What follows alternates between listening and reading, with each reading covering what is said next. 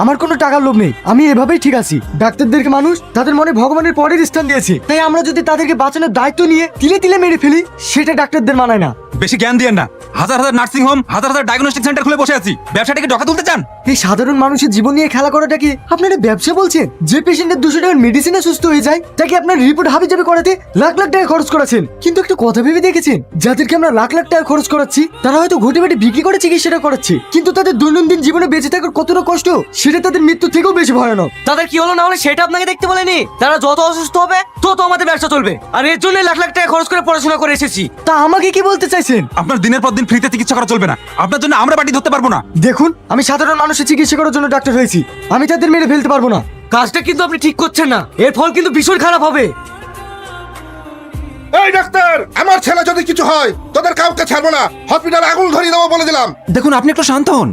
আরে আরে কি করছেন দাদা? আপনি শান্ত হন, আমি বুঝতে পারছি আপনার ব্যাপারটা। এদেরকে কে মেডিসিন দিয়েছে? আপনি যে মেডিসিন লিখে দিয়েছেন সেই মেডিসিন ওতে দেওয়া হয়েছে। কিন্তু এই মেডিসিনে তো কোনো প্রবলেম হওয়ার কথা না, নিশ্চয়ই তুমি উলটপালট মেডিসিন দিয়েছো। দেখুন, আপনি আমাদের দিকে আঙুল তুলবেন না, আপনি যেটা লিখে দিয়েছেন সেটাই ওরা দিয়েছে। এই দেখুন স্যার, গরিবের দেবতা মানুষের বাঁচানোর দায়িত্ব নিয়ে ভুল চিকিৎসা করে মেরে দিল। শালা বড় ডাক্তার হয়ে গেছিস না, চল তোর ডাক্তারকে শেখাচ্ছি। স্যার, আমি কিছু করিনি স্যার, আপনারা ভালো করে তদন্ত করে দেখুন, এটা পুরো ষড়যন্ত্র।